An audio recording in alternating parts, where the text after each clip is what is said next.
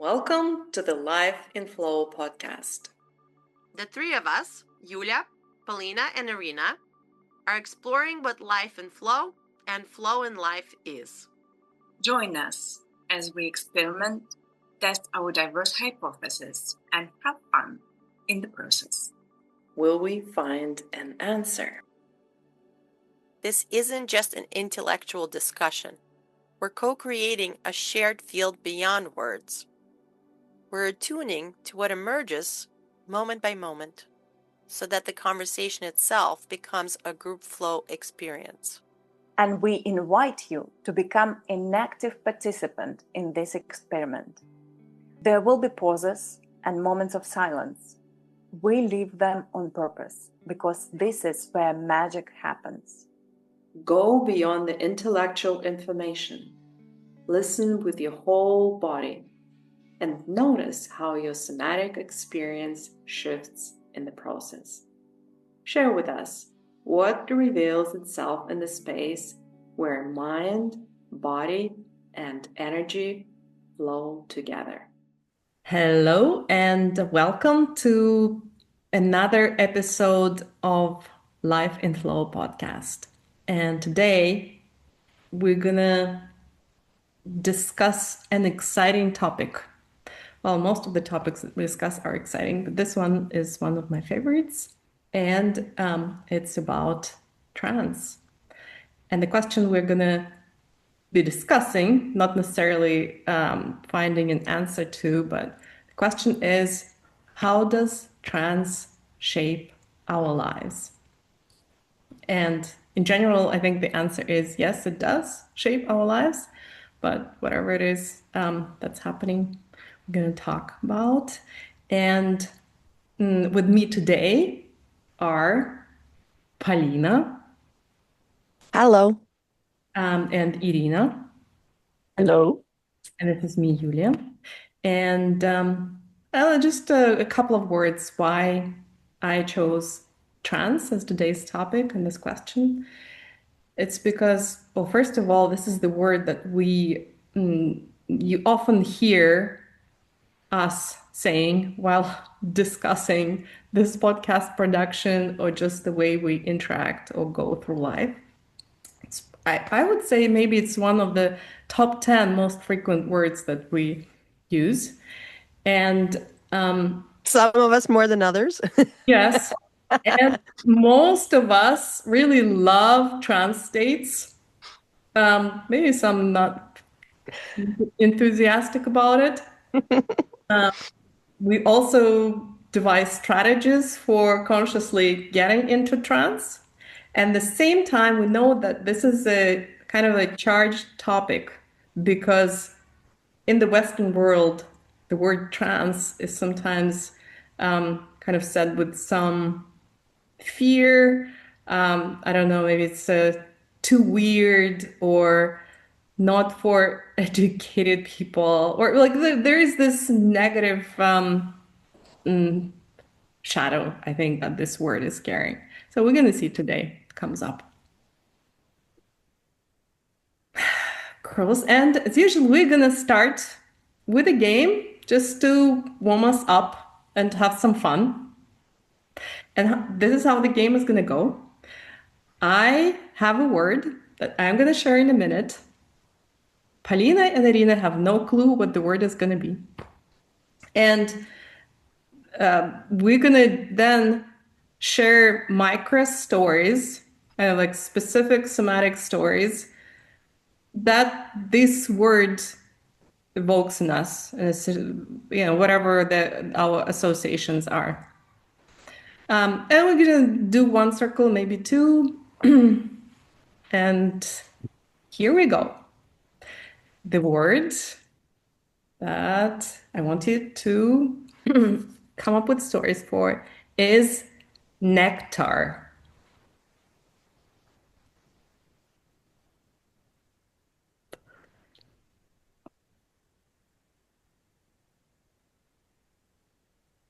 Can I bring magic into the game? Of course, all the magic, all the magic.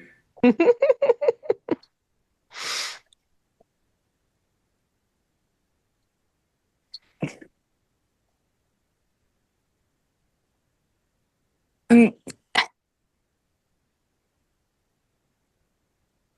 sorry, I don't know how nectar is coming into the play here. But the first thing that I saw when I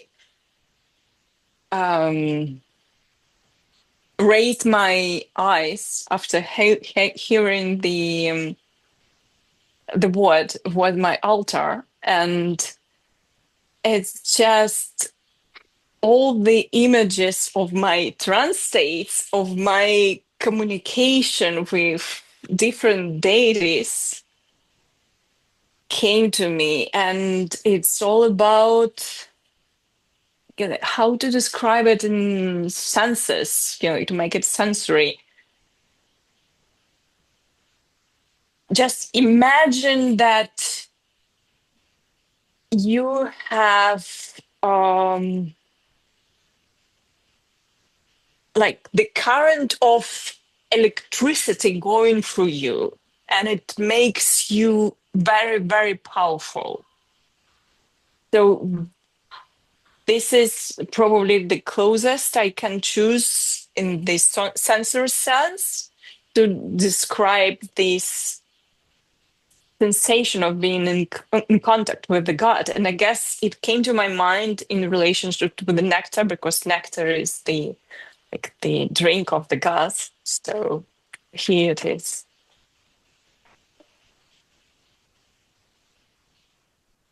The drink of the gods. Yeah. It's really funny, because at first I was like, I have no idea what stories I have with nectar, and then when I opened up, I was like, oh, the gods. And I was like, what gods and nectar? What is that? I wonder if I was already picking up on what your story was going to be, because I don't know where the story comes from. It was so weird. um, I mean, there is something about nectar and gods and life, and I don't have a specific story. The only story I can think of is how the birds drink the nectar from the flowers in front of my window, and the bees. You can actually see that. Yeah, Wow. because there's some cool flowers here, and they come every day, and they stick their long, like the calibrias have the long noses, and they stick them in there, and the other birds, and they drink something too from the leaves. I think water. So I'm constantly seeing, I guess, well, yeah, the nectar being consumed on a daily basis. That's my story. The consumption of nectar. Mm-hmm. Well, that is a cool story, actually, like the literal consumption of nectar. Mm. Okay, the story, I'm going to just share two micro stories. The first one, I also tried not to think about it as I had the word, and I knew the word is not that easy. But the first one that comes to mind is the first time in my Soviet childhood when my mom was able to bring from somewhere mango nectar in like in a can. And this was just a real adventure because in my Soviet childhood, I had no clue how mango tastes. I mean, maybe I'd seen it in some movies or something. And so this was like real ritual, a real adventure. Wow, mango, nectar. And I remember like it wasn't a very good nectar because there was so much sugar there. So I only got like a very vague idea about what mango really is because it was mostly sugar. But anyway, that's one story. And I think some of the moments that come to mind also, like one of them that I already shared here from my expedition with Wim Hof, where we were hyperventilating for 5 days. And then already during the first day, after like 3 hours of hyperventilating and I was lying on this floor of an old sanatorium, and that was nectar.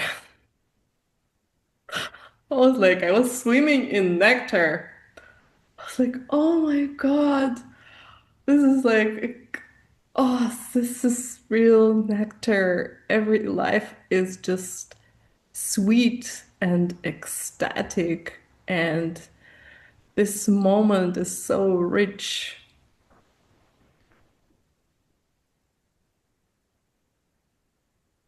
Do we go for another round or? Yeah, sure. Yep. Yeah. So You yeah, like have yes, something coming up? your nectar of Wim Hof reminded me of my first experience in Vipassana retreat. And I remember the first day, um, I'm like rising up from the meditation. I don't remember, it was the first meditation, maybe we did a bunch of them already. I just remember the girl next to me, and I knew that she was new, like she was newbie like me. And then she's just staying there smiling, like she's in nirvana. She was probably drinking nectar too. And I couldn't wait to get up and go out of the room because my whole body was aching. Just I needed for the meditation to end. And yeah, there she was, just smiling, drinking her nectar, nirvana nectar, and like she was not going to move. She was good. I was like, it was supposed to be me. Where is my nirvana? So did you get to drink some nectar at that retreat? Yes, I did, but it's a tricky experience of getting there. So it was short and almost unrepeatable because there are tricks there, but it's another story.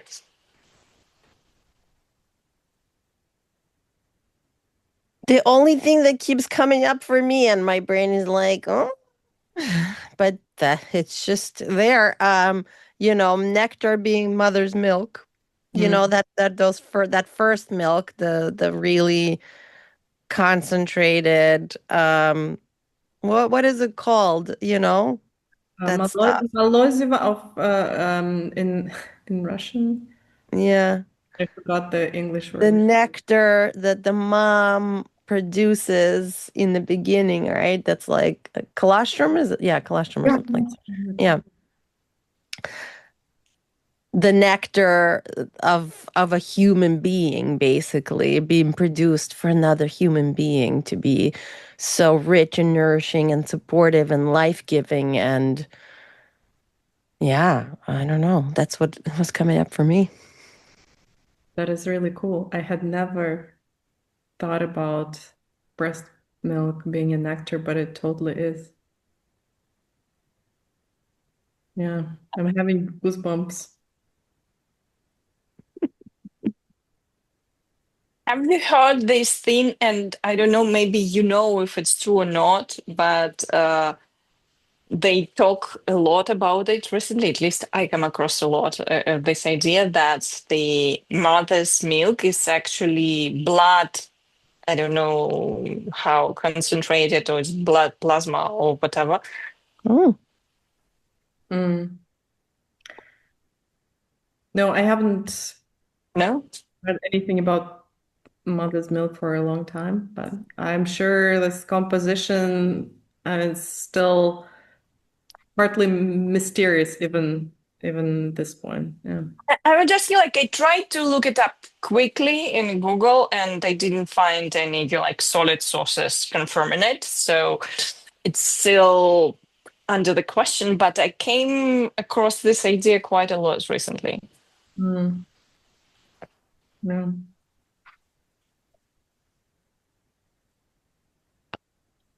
Okay, so anything else needs to be said? I'm good. Okay. So the reason why I chose this word just to explain myself a little bit, is because nectar actually also comes from the same roots as trance. And it's nec from necromancy, and this is death, right? Necromancy is communicating with the dead. And tar is from a Sanskrit word that means to cross. And this is trance is crossing. So nectar is why the gods were drinking this nectar, because they were kind of like crossing into immortality. Wow. Well, that's a specific kind of nectar. Yeah. So I have to say that I picked up this word and this concept, this super beautiful to me concept from my favorite ever podcast that's called The Emerald, because they have a couple of episodes on trance, and I was like, wow, nectar. That is so cool. So I wonder how that word found its way into our modern day language with absolutely no vestige of this, very different concept and definition. Wow. So strange. yeah. And yet, like when you say nectar, it's kind of like, I think to me, it's much more than just a sweet drink. Well, at least it's also, we know that the gods were drinking nectar, right? But there's like, this word is somehow quite charged. I think it has this connotation. It's not just sweet drink. But it's so good that like it goes beyond the ordinary.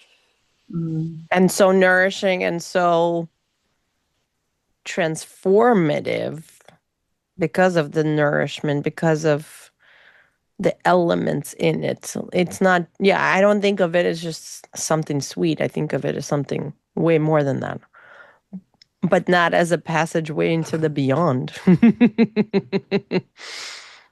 Yeah. Okay, so then let's go to some questions. And I'll just to start with us sharing, what do we actually understand by trance?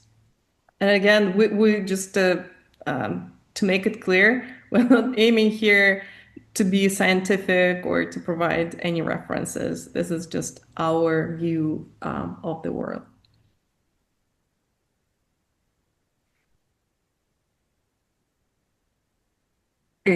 Should I start? Of course. Actually, my definition is quite simple, but it is probably also vague. Because for me, like the trance state is any state different from the ordinary state of consciousness. So like the question is how to define the ordinary state of consciousness without using any scientific terms like the brain waves, etc. So because I would say that it's anything that takes us out of the like business as usual functioning of the beta waves of our brains. So like the problem solving, solution seeking, and executive functioning. So I guess even just when the default state kicks in when we wash the dishes on the autopilot, I would say it is already a trance state. I think for me, a trance state, I like your definition and the simplicity of it. It is an altered state. I'm not sure how, when you said autopilot, I actually, on autopilot would not, in my understanding, put that in the same category as a trance state, because I feel like a trance state for me is where I am aware of the shift of perception, and it's the opposite of autopilot because there's actually like an awareness. Oh, this is now a different functioning, or the perception has changed and things are shifting, and there's like a whole thing happening. Yeah, but it's an altered state. When you started sharing your definition, I already started feeling it. I was like, oh, I'm starting to lose a full connection to my mental faculties. There's something happening. Here it is. How about you, Yul? Yeah, I think maybe now, Palin, that you're saying mental faculties, I think this is the one thing, the mental faculties. Well, okay, mental from mind, and mind is not only about thinking, but in the common sense definition, mental faculties means thinking, going back and forth and present in the past. And I think it's kind of like traversing that, because actually, yes, so traveling, traversing, it's also has the same root with trance, or it's like the prefrontal cortex that we adore so much and that we spend so much time with, kind of like transcending that. Yeah, and just to I wanted to make this comment at the beginning, but I forgot that flow, uh, from the name of our podcast, and the state that we're aiming for is also, of course, a trance state. Full of gamma waves, or at least like this is what they're saying. Waves. Yes, and so, but it's yeah, you can just recognize that state by a change in perception, or maybe by losing perception, right? Because when we, like, for example, when we find ourselves scrolling Instagram reels and all of a sudden 1 hour has passed by, here you go. That is totally trans. That is why I was saying we're talking about autopilot. That sometimes trans is not about awareness at all. Totally the opposite. Oh, I could see it from that perspective. I guess I don't do enough scrolling to really know.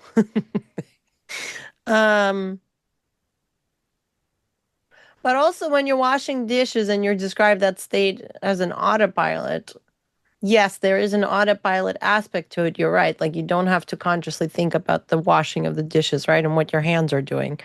But there is another state that you are present in terms of like what are you thinking about or what are you visualizing, or but you're right. That in those instances there might be more of that autopilot function that's on. Yeah. Well, yeah, like I just mentioned the autopilot because like what I really had in mind was this, like the default brain network state, like when you're not thinking about what you're doing. And I think it's the activation of this network, I think, is important for trance state because it really like needs to get out of the executive functioning.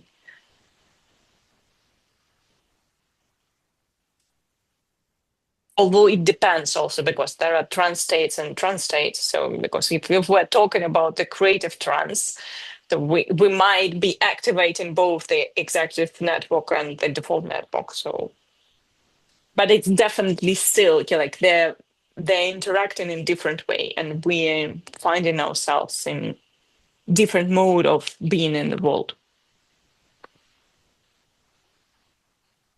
So why, like, why do we talk about trance state often, Or like, why do we try to be in a trance state? Or let's say maybe not genuinely in a trance state, or for some of us, just flow state. Let's just talk about that.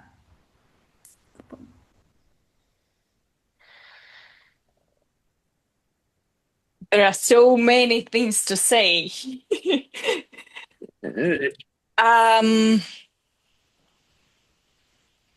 I don't know, like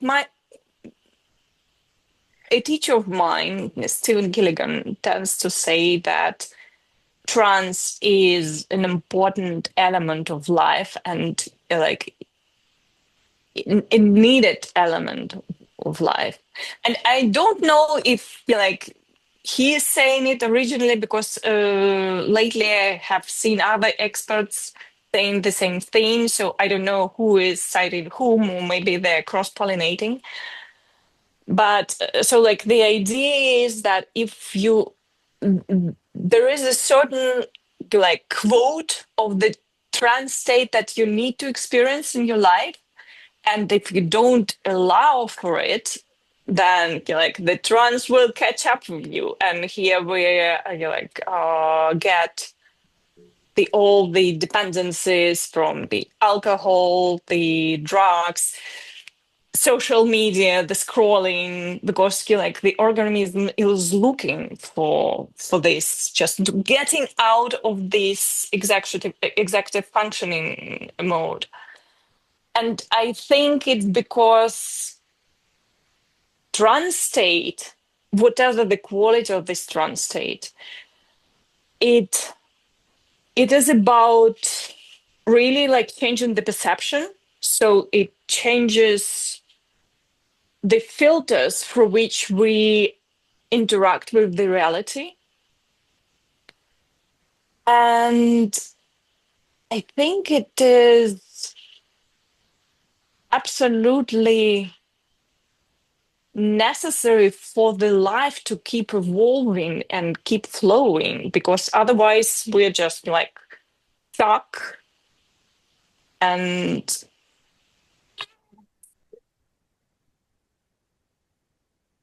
life cannot be stuck. So I would say the trance state is this like mechanism, and it's very philosophical, but it's like this mechanism that allows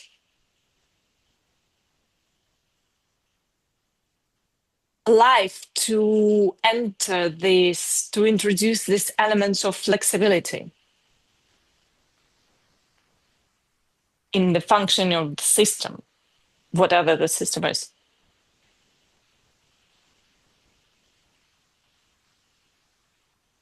Like a break from rules and from rules, through established patterns, I would say. And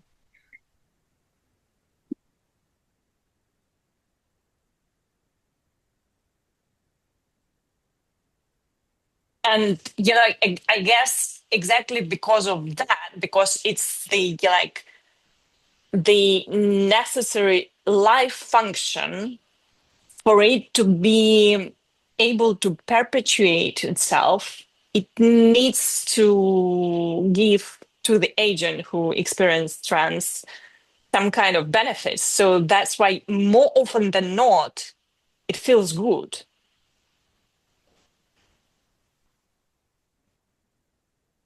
That's why we're looking for it.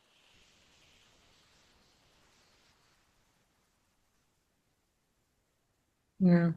And that's why when we do not find it in ways that maybe like historically trance was accessible, that's why we go where, like to the screens for the trance, right?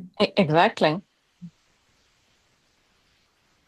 It's funny because I used to think that a trance state was synonymous with like, really altered states through drugs or through mushrooms or through some kind of witchery. Like that word has an association to some other types of things. But now that we're having this conversation, and we're kind of bringing it to a more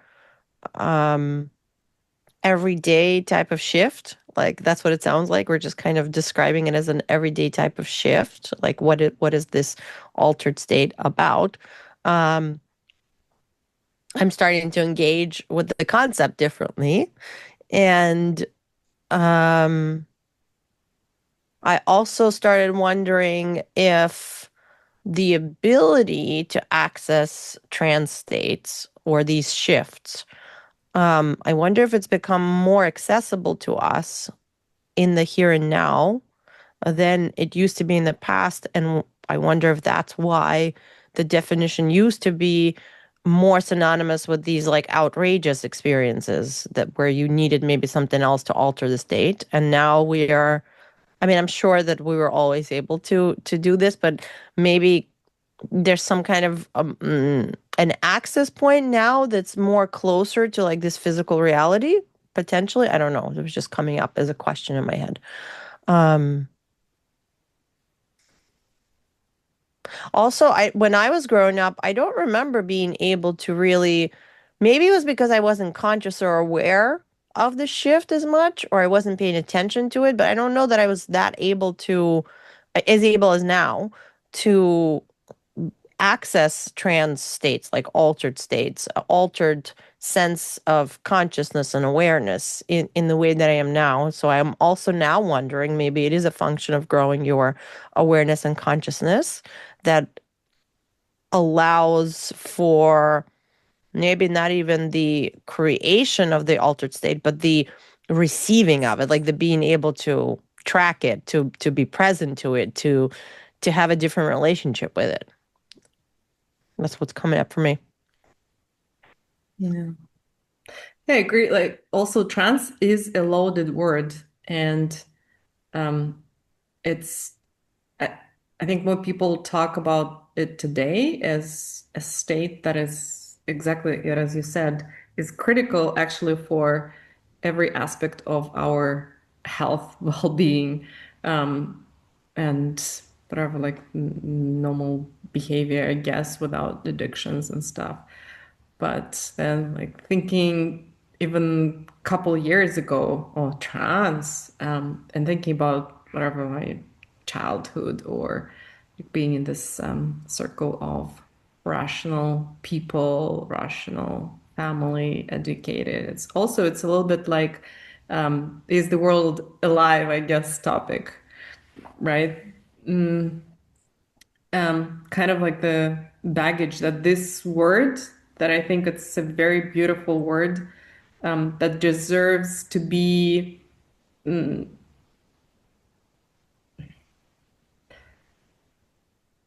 like to be our everyday word. Yeah, I think it's very, very sadly not there yet. And I think for me, what is why you like I think trance is what makes life beautiful. And trance what makes well what allows me I think it has a lot to do with this flexibility and evolution, because if you think about thinking, which is quite like a rigid format, fixed or fixated on a lot of ideas about ourselves and the world, then trance states, and not every trance state actually is a good one, right? Because we talked about all the screenomania that's going on, but the trance states that take you into the extraordinary and out of this mundane thinking, overthinking. I think that this is what gives you, it's like a breath of fresh air. It's like if it's not there, then what are we living for? And now, and of course, when I'm thinking now to those experiences, like peak experiences of trance, which was when I was participating in those mushrooms, psilocybin ceremonies, but also with breath. You get breath work, you get a lot of those. I mean, it's so, so beautiful. It's like all of a sudden you just again to appreciate the world, every breath of air, every drop of water, clouds, everything. Yeah.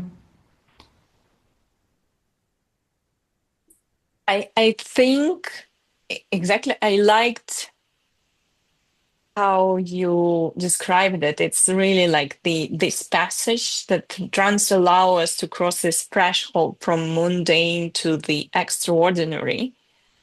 And this is exactly the reason why the term is perceived mostly as the woo-woo, because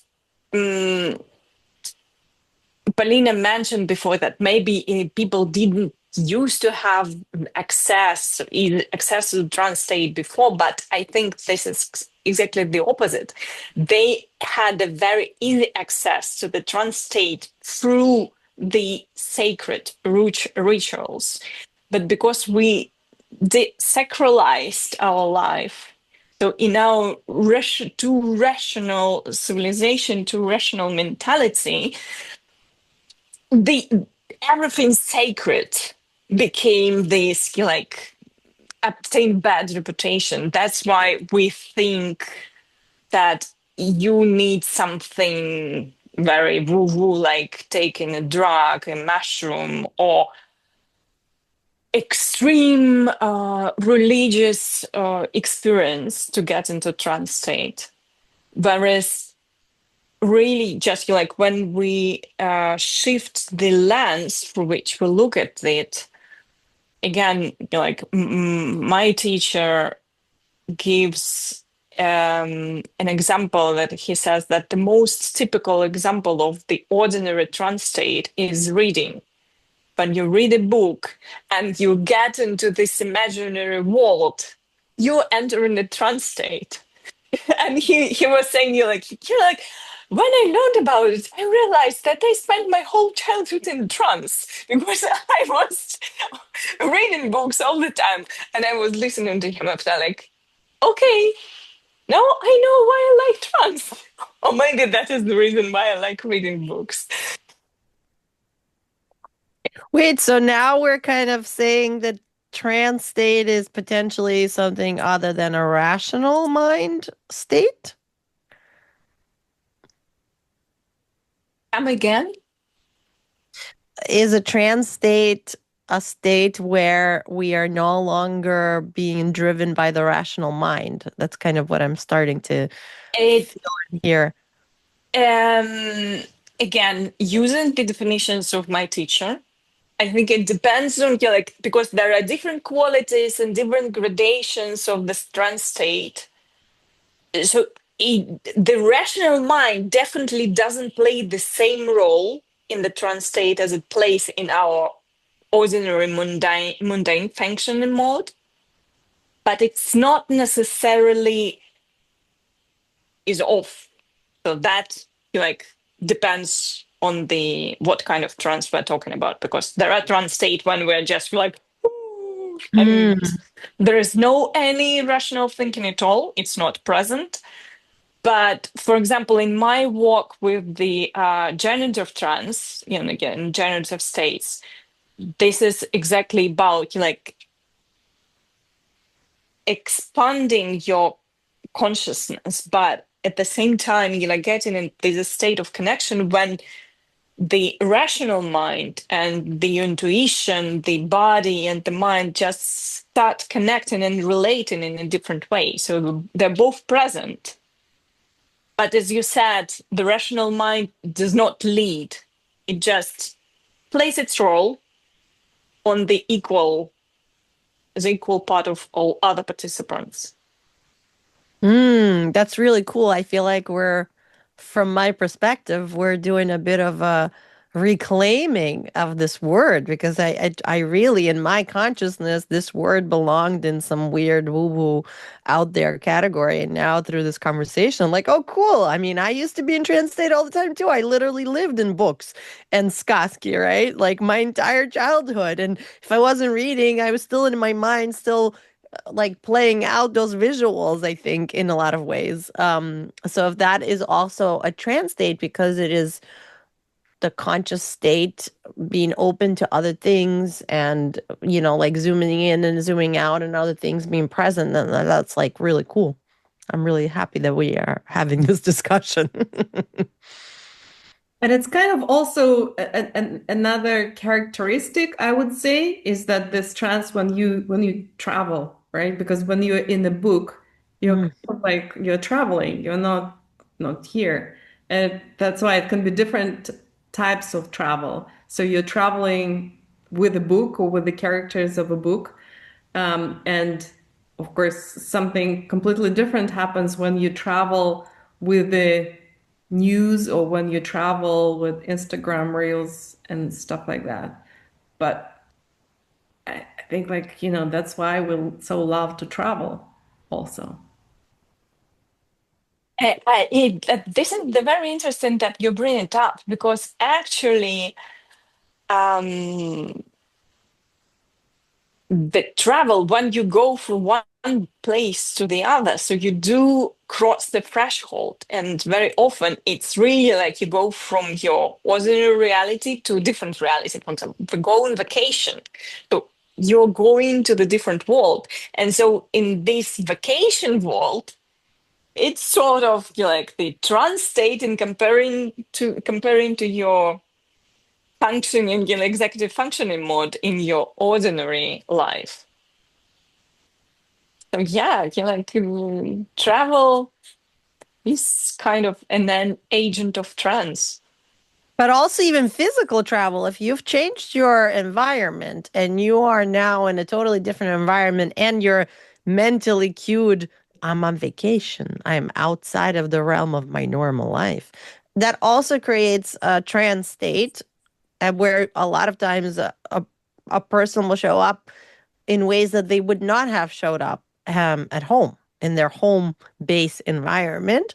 So even if their executive function is on and maybe even hyper vigilant a little bit, because you're in a new place, you really need to keep track of more things. But I think that there's still an aspect that becomes transient or altered consciousness in the physical realm of traveling somewhere else. So your executive function is still on, but something else has still shifted around it, which causes some kind of transy aspect or experience as you're interacting with that new environment. I don't know. I'm like trying to work this out as I'm speaking. I think also with traveling, maybe that this is that the longing that we have for traveling. Well, at least now I'm speaking about myself, and I remember myself like really so looking forward to any kind of travel. I guess to again get out of the mundane when trance state was not really accessible to me. I was like feeling in a constant grind. And so, like, how do you get out of this, right? Well, traveling, definitely one of the ways. Well, and then other things like whatever, alcohol or something like that.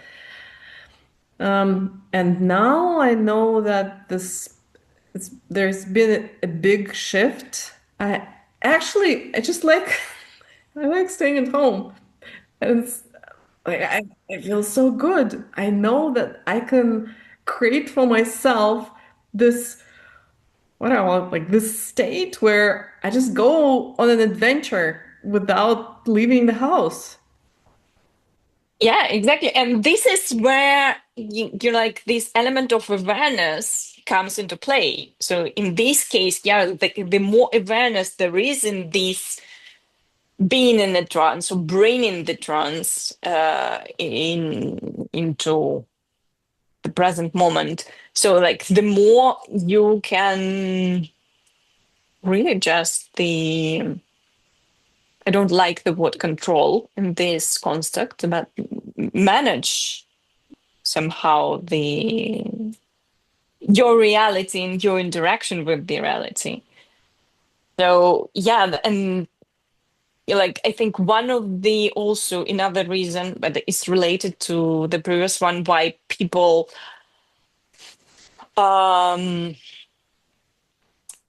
tend to feel sort of aversion to the word trans is because because they are relating it to this to drugs, like that you need to take something, ingest something that alters your state of consciousness, and it more often than not provokes addiction. So like it seems that like in order to enter the trance state, you need to do something bad to yourself. Mhm. But like the more you're aware of yourself, the more tools you have to bring all kind of trance states into your life that are perfectly healthy.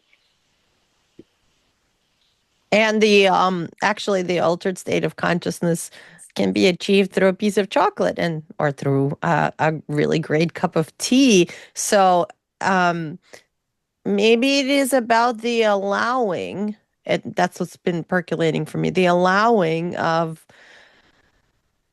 our awareness and our consciousness to be more open and to normalize that this altered states of these because there's multiples in so many different ways, altered states of consciousness are always here. It's just a matter of like, are we allowing and tuning into them, or are we rationalizing ourselves out of it, or focusing ourselves into something that's more in the brain kind of space realm.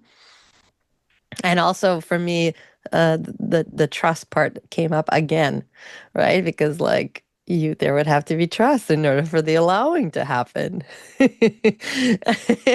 And also just the allowing of the fact that we are not who we've been conditioned to be as humans, I feel like, and we really are so much more. So for those of us that have been able to finally past the threshold of we're only brain directed beings, and we are now playing and experimenting with the allowing into all these other aspects of us, so much more becomes available, and it kind of like normalizes the whole spectrum of things that I for sure was not allowing myself when I was younger for many different reasons. Yeah, and actually talking about history, that again, that the history comes from those podcast episodes that I mentioned, and it's related actually to the Christianity and organized religions, where like from the trans state was seen as a threat to the stability of the society. Because what happens to us after, let's say, trans, that is a peak experience? You get to see things in a very different light. Like all the conditioning, the thinking, the what you're told to do, the social norms, like all of a sudden you get to like, wow, really? Maybe not. No, actually, a really funny story comes to mind. I had a breathwork circle here in Berlin, and this was for women, and we did a lot of breathing, but also some like active breathing, a little bit of hyperventilating. And then after it was over, we were finishing with the sharing circle, and one woman said, "You know what? I just realized I had always hated my husband's scent, like the smell, his smell." And like she was actually not in the best relationship with her husband, but somehow that realization was a tipping point for her. She's like, shit, this is not good. It's not a match. Yeah, and how many couples broke up after personal development training. Yeah, but like I've heard some stories where it really sometimes comes from overthinking, actually, or you being told by like whatever coaches and psychotherapists what it is, like drawing the picture for you. But this, I think it's quite legitimate here if it's like a really deep realization. But No, it's I almost agree. like, sorry. It's No, almost go like ahead. she was tuning into her sense of smell for the very first time and like allowing for the data that was probably underneath this her consciousness the whole time, for that data to actually reach her, consciousness in a way where she was like, oh, this is not a match because the chemistry is not right. And maybe she was choosing her husband with very different senses or aspects of her mind, and not from the aspects of more of her, right? More of her that is available, which is what you were saying. Oh my God, of course it would be so scary for an organized religion that I think originally was created in order to create some order out of chaos, and that requires the energetics of control, right? And order and rules. And it would be very difficult to deal with the fact that humans are so much more than that and complete and cannot even be put into that box. So how do you take those faculties away? What were you going to say, Ir? Sorry. I don't remember. But yeah, like you said something of becoming more of herself. So it's really because in trance state we expanding our consciousness. So it's again what my teacher says is that like trance is about inviting all parts of yourself to have a tea together.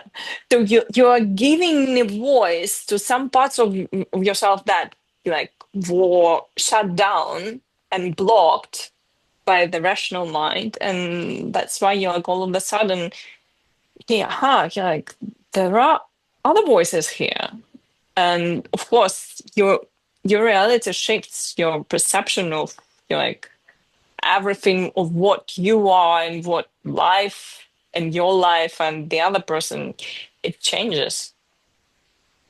Wait, and actually, if you think about it, when dating is a thing, right? And you are choosing the person that you're going to date or potentially have a relationship with, a lot of times what leads the charge is like, again, the chemistry, of course, but also like what does the person look like, right? Um, Specific physical attributes that your eyes will either like or not like. But if you give yourself the chance to get to know a person and see what else sparks chemistry or interest that is in other categories other than specifically what this person looks like, you actually can start. There's like a shift that happens in the way the person looks. So you could literally go from, oh, this is a really unattractive person to, oh, this is actually, I'm attracted to this person. And that shifts reality. Like the person's physicality did not change. So what shifted? What trance state were you able to allow yourself to open up into where the normal aspects of reality got shifted and rearranged? So now this same person is actually attractive to you. Yeah.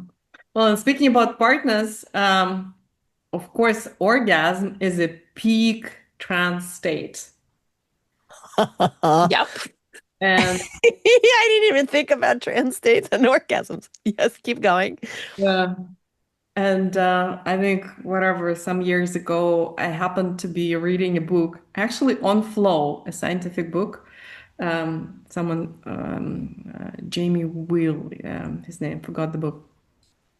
So he was actually talking about the therapeutics of overcoming trauma and using altered states or trance state for that. And so one of the things he was talking about is sex and orgasm. And they were interestingly making experiments with people who just randomly signed up, just to measure what happens after the orgasm, what happens with their brains and the bodies and this nervous system and things like that. And so the conclusion was like, wow, this is like those psilocybin sessions that are really well done. This is just really quite therapeutic. Yeah, well, I guess it also depends on orgasms and all other parts of the process. But I think just being in love per se is already a trance state. So that's why you see the person in a totally different light. Wait, so that means even exercise creates a trance state because after a Yeah. good stretch, I have a totally different sense of my body and my being, and my happiness actually increases, and I have a different sensation of my relationship to the world through my physical body. So wait, so is everything about trance? Yeah. Why do you think the most of the specialists who talk about flow state, they focus a lot on the sportsmen? And runner's high, for example, Yeah. extreme sports is where the flow as a peak state happens and is accessible. And that also makes me think about one other thing that trance state does. And you said that it opens you up. And the extreme examples with mountain climbers or whatever, this is the flow state is characterized by the unity that they feel with the experience. This is something again that we discussed, but like me and the mountains, we are one. And I'm actually now in the moment, can only, there's sometimes, situations where you can only survive if you rely on the intelligence and the guidance of the mountain or of the water. And this is also very much about connection and about interconnectedness, because this is where you can really make that shift from this cognitive, and again we're used to, okay, like these are plants, how can I connect with them, or this is water, or this is mountains, or this is like the soil, how would I connect with them? Well, this is how you just open yourself up through a trance state. Yeah, I totally agree that it is about connection. And actually, that is why, for me, the most typical entry point to a trance state is the connecting different elements of my awareness. So basically, directing my attention to several focal points at once. So you open up your awareness, and you become aware of several things at once, and whoop, you're in trance. That's actually true. When I started playing with not just one sense, but several senses, like breath and what I was seeing, that took my own practice of like the consciousness awareness, whatever I was using to shift my state to like a whole other level very quickly. And I was like, whoa, what is that? That's so weird. But there's something there with what you're describing. Like I've seen it in practice. But also, it makes me think, as I usually end up thinking, why have we not been taught all of this stuff when we were younger? Like, wouldn't this be the most necessary piece of education and aspect of education that we should have received as humans? And not all the other stuff? And now, kids, welcome to the trance class. Yeah. Now Definitely. let's have a class about how to sense with your senses, like, and how to zoom in and zoom out. Like, why weren't we ever? Why was that only relegated to those woo-woo people that were learning weird things in the background? Like hiding. I don't get that. Because we have killed the sacred. Yeah. Okay. We've organized ourselves out of what we're naturally actually meant for. Yep. Exactly. Disconnected. Well, I do believe that it has been a necessary phase in our evolution. Yeah, I'm not Everything coming down has on. its cost. That's true. That's true. As in parts work, you're welcoming all of the, whether it's saboteurs in some aspects or it's like the exiles, the managers, the protectors. Like, we're not going to come down on them and shame them. We're going to welcome them and thank them for the job that they've done, that they thought that was their job and that was how to do it. They didn't know better. But now we're going to kind of pave the way for other ways of being. Yeah, as they or Pauline, I think you have also watched it. As they say in the Wheel of Time series, Mm, the wheel keep spinning. weaves or something like that. So Yeah. the wheel has woven something like that. They say Yeah. basically that Uh, something is just there, right? So we Yeah. have to be here with what is. Yeah. And since we touched a little bit on how to enter trance state, maybe we have a little bit time left. Let's finish by just exchanging a few of your favorite ways of getting into trance. I basically have one, and I have described it already. Focusing my attention on at least two focal points at once. I know there are people who say that you need four, but for me, 2 points already work. Cool. I do that as well, but I think specifically when I am able to get into an altered state, it's usually because I'm following the energy. And it could be the energy in the container, in the room with the other person, like whatever is there.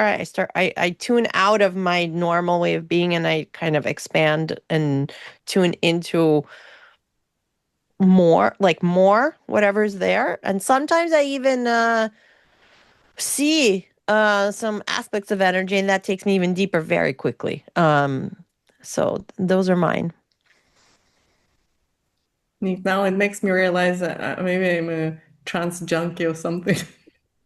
Because I have so many. I have so many. I think maybe a lot of the things that I've been doing the last 15 years were about well, getting into flow and into trance. So breathing is one of them. Breath work, and I can like if it really gets bad, which sometimes with me happens, I go up the spiral doing something and then I find myself I showed up, but actually the spiral leads me down. And what picks me up sometimes is breath work. And my favorite way as of lately is dancing. It's a special form of dancing. It's called biodanza, and it's here run by a friend in Berlin, and those are like live sessions. Of course, I also dance on my own, and I could actually like sometimes I can take the whole day of just like dancing and then going into travel without in stillness and dancing in stillness. But there in his groups, it's really cool. So he, for example, the last time I went was this week because I needed some peak state. It was about full moon, and we Oh, were dancing kind of like to the moon and the moon's energy, and was It's really so cool. And the whole thing gets into the whole group gets into an altered state, trance state. Yeah, that's a few, but also I think cold water is the thing that definitely gets me. Oh yeah, but you see, I Well, don't associate those things with trans. Now I will. I do all that stuff too, but I didn't think that that was me specifically entering trans state. So then now I'm gonna have a different relationship with this word and this concept.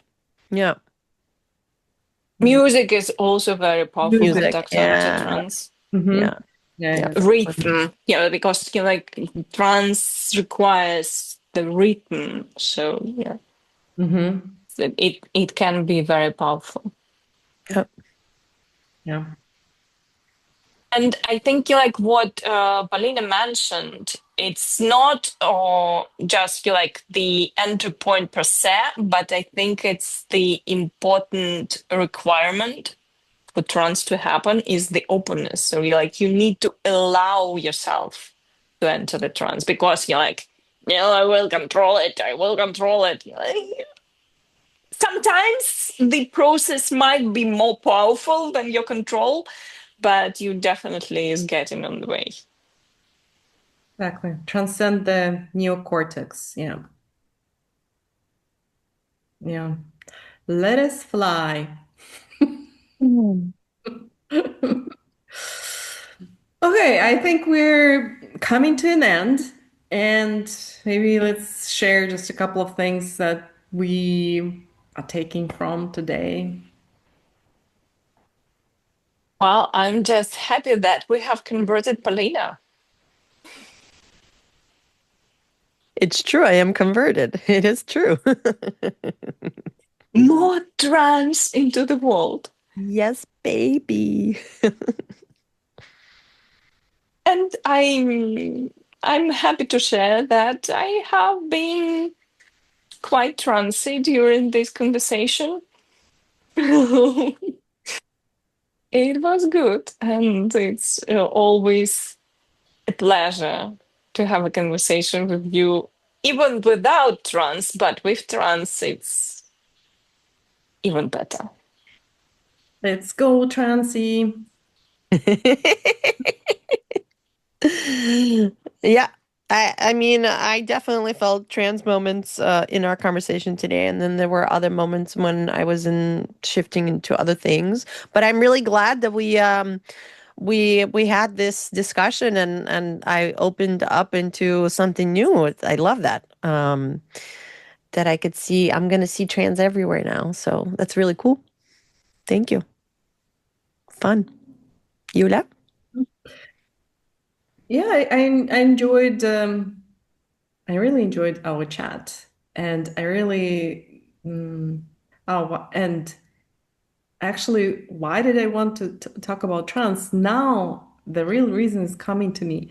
It was because I went to a jazz concert in Berlin, and this was like three super young, super talented guys. And this was a surreal experience of being like this, the house of a Baba Yoga. This was the venue. It was all wood. It was really old. Everything inside was old wood, old chairs, the creaky stage. And there were this like three beautiful young men. One was singing, one was playing electric guitar, the third one was what's like On this the bass? Bass? no this like huge guitar that usually The ARP, Yeah, the bass. okay guitar. no the guitar. It's a bass. It's a bass. Yeah. Yeah. Yeah. And oh my God, they were in such a trance state. Like they were just trancy, really trancy. And because they were really trancy, I was also really trancy. They were like took you in. And I was sitting there. I was like, oh my God, this is so cool. And I'm just like vibrating. Everything inside of me is vibrating in literal sense because of the music and because of the voice, but also in like this trancey meaning. I was like, wow, this feels so good. We have to talk about trance. I love that.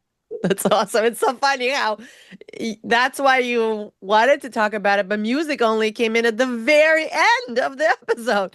When you mentioned music, I was like, oh. It's so funny.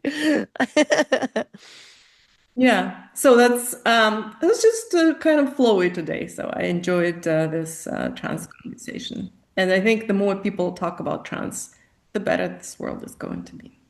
And Yeah. the more people enter into trance. Yeah, exactly. Enter Consciously, deliberately, like, the Yeah. better off we all will be. Reclaim their relationship with that concept. Yeah, and thank you for being with us, and for playing with us, and for maybe even being transy with us. Yeah, and see you soon. Yeah. Thank you. Bye. Let's trance together. Thanks for listening. How was it for you? We believe that the more people experience group flow together, the better off we all are. More connected, more creative, more alive. So let's expand the field. If this episode resonated with you, help us spread the word. Share it with a friend, leave a comment, or give us a rating. We love you. Do subscribe so you'll know when the next experiment comes out. You can also connect with us on our Life and Flow group Substack. We'd love to hear from you. Let's keep flowing together.